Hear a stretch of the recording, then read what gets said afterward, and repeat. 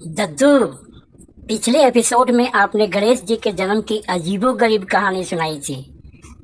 आज जरा उनके छोटे भाई कार्तिकेय का जन्म भी बता दो ना।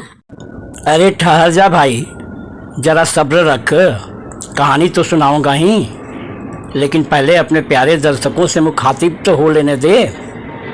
मेरे प्यारे दर्शकों, आप सबको मेरा प्यार भरा नमस्कार।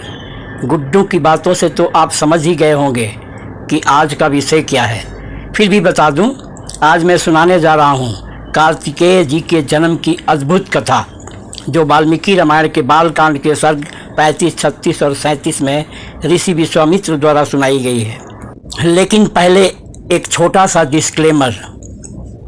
गुड्डू और मेरे प्यारे दर्शकगण, अब जरा अपनी कुर्सी की पेटी बांध लें और अगले 10 मिनट अपने मन को एकाग्र कर लें, क्योंकि जो कथा आप सुनने जा रहे हैं वह सिर्फ कहानी नहीं, एक रहस्य है, एक प्रतीक है।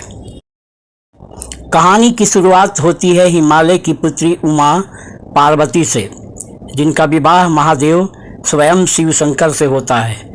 दोनों 100 वर्षों तक एक साथ विहार करते हैं, पर कोई संतान उत्पन्न नहीं होती। देवताओं को चिंता सताने लगती है।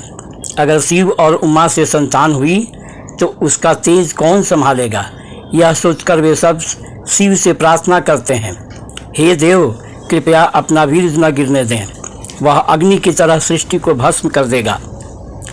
शिव सहमत हो जाते हैं, पर कहते हैं जो तेज पहले ही गिर चुका है उसे अब कौन धारण करेगा। देवगण सोच में पड़ जाते हैं। अंत में पृथ्वी आगे आती है। मैं धारण करूंगी उस तेज को।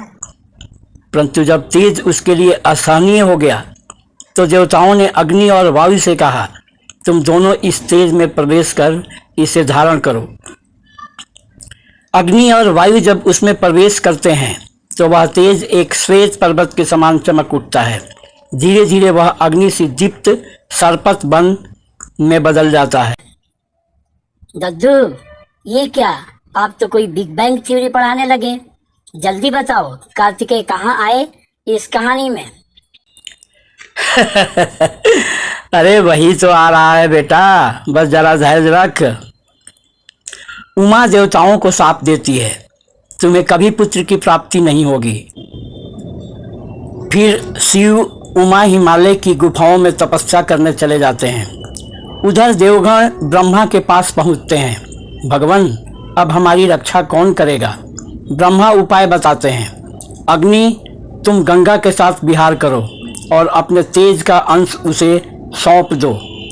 अग्नि गंगा के संग मिलते हैं और गंगा गर्भवती हो जाती है, परंतु गर्भ का तेज इतना प्रचंड था कि स्वयं गंगा जलने लगती है।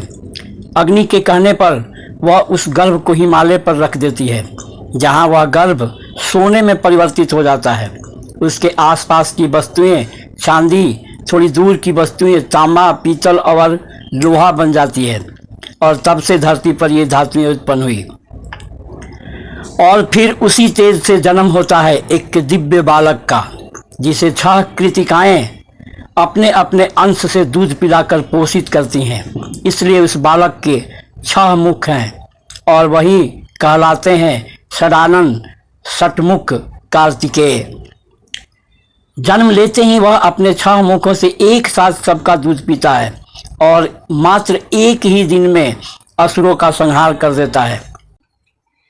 वाह दद्दू, तो ये हुई वाल्मीकि की बिग बैंग थ्योरी। बिल्कुल बेटा, सृष्टि का विज्ञान हमारे ग्रंथों में भी छिपा है, बस समझने की दृष्टि चाहिए। तो दोस्तों, यह थी कार्तिकेय के जन्म की रहस्यमय और अद्भुत कथा। कैसी लगी आपको यह कथा? अपने तार्किक विचार कमेंट में ज़रूर लिखिए।